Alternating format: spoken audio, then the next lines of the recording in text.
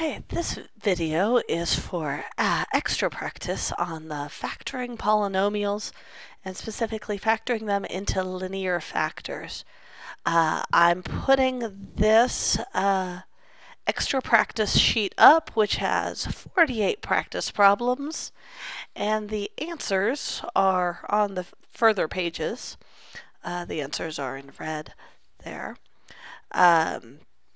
But first, let's say factor each polynomial into linear factors. Now, linear factors means that every factor is, well, we're going to have a lot of factors in the form x minus k. Remember, if x minus k is a factor of the polynomial, then k is a root of that polynomial function. And I apologize for my voice, it's barely hanging in here. I have a few of these problems that I've selected to work out for you, and I'll be happy to answer questions on any of the others if you post them in the forums. So let's start with number 1.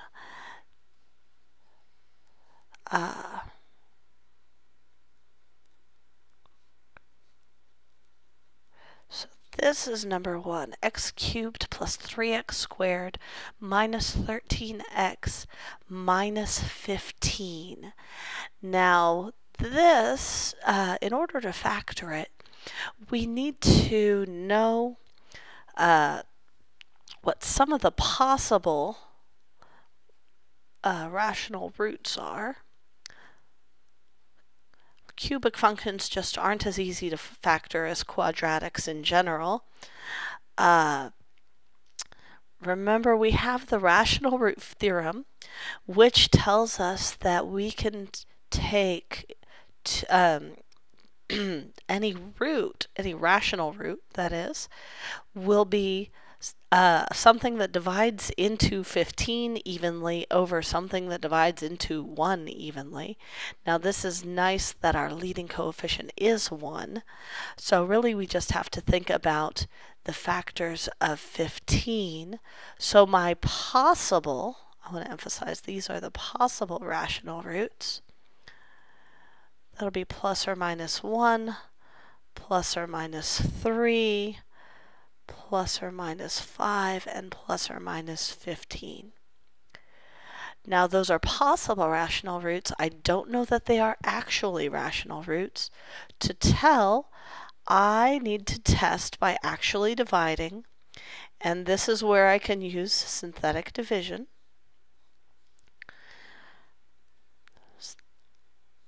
So that's a 4, that's another 4, that'll be a negative 9. Well, that's a negative 9, and that will be a negative 24. It really doesn't matter what this is. It's not 0. Since the remainder is not 0, x minus 1 is not a factor of x cubed plus 3x squared minus 13x minus 15. So we just move on to the next possible factor. I like to do 1 first and then negative 1, just because those are super easy to work with. So I'll take down my 1, negative 1, that'll be 2, that'll be negative 2, that'll be negative 15 times negative 1 is positive 15, and hey, look at that. This time my remainder is 0. Since the remainder is 0, my original polynomial of x cubed plus 3x squared minus 13x minus 15 does have x minus negative 1 as a factor, and so that's x plus 1 is a factor. The other factor I get by looking at the result of my division. Remember, this is, if we work from right to left, this is the remainder, this is the constant term, this is the x term, and this is the x squared term. I really should say that's the coefficient of the x term and the coefficient of the x squared term. But what that gives me is x squared plus 2x minus 15. Now notice this, I'm not completely done yet because this is not a linear factor, it's a quadratic factor. But quadratics are, well, factoring quadratics is a prerequisite for this course. So you should be familiar and know that we need two factors of negative 15 that add up to 2, and that'll be positive 5 and negative 3. So my other factors are x plus 5 and x minus 3, and I still have to keep that original factor of x plus 1. So this is my factorization of f of x. Now that was number 1. The next one that I want to show you is number 4. You can work number 4 in the exact same way. Number 4 is f of x equals x cubed minus x squared minus 2x plus 2. You can work it in the exact same way, but there is another factoring technique that is, it's not always useful, but it is useful in this particular problem, and that is factoring by grouping. I can group these two terms together and these two terms together. Notice that out of the first pair, I can pull an x squared, and then I have x minus 1 left over. Out of the second pair, I can pull, well, first I'll start off by pulling a positive 2, and then I'll have negative x plus 1 on the inside. Notice that these two things are opposites, that they have the exact same terms with opposite signs in each case, which means if I additionally pull a negative out of that, so I'm pulling a negative 2 out, I'll end up with x minus 1. Now what that means, notice now that I have two things. They're not exactly terms anymore, but I've got two things and each of them has a factor of x minus 1.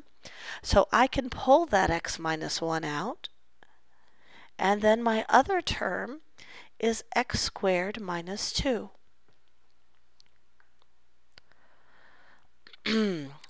So now I still need to factor this a little bit more because this is a quadratic factor. I can tell because it has an x squared in it instead of just an x.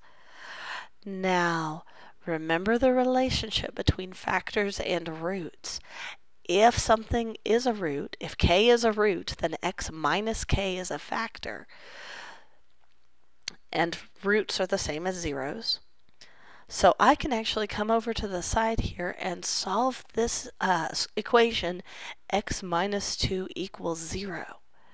That will give me the roots or zeros of this factor, so they have to be roots and zeros of the entire thing if that's what I was looking for.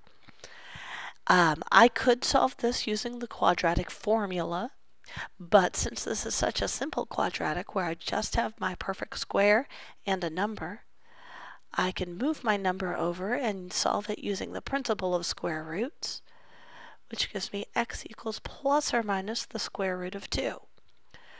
So that means that x minus the square, since positive square root of 2 is a factor, x minus the square root of 2 is a factor. Since negative square root of 2 is a factor, x minus a negative 2 is x plus the square root of 2. And here is my linear factorization of this function. Let's do number 8. So f of x equals x to the 4th minus 6x squared plus 5. So this is a 4th degree polynomial, but notice it only has 3 terms, and every term is, well, I have an x squared here. This is a constant term. I have an x squared and an x to the 4th. I can I like to use W when I'm making random substitutions. W stands for whatever. In this case, it's going to be x squared. I can rewrite that as w squared minus 6w plus 5. Now notice I have a nice simple quadratic to factor. And I can factor, that as w minus 5, w minus 1. Except w was a variable I made up to make this step easier to factor. I can rewrite that as x squared minus 5 and x squared minus 1.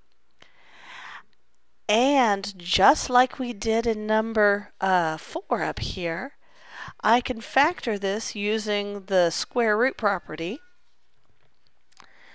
X squared minus 5 is going to factor as x minus the square root of 5, x plus the square root of 5. X squared minus 1 is going to factor as x plus 1, x minus 1, notice 1 is the square root of 1, and there is my linear factorization of this function.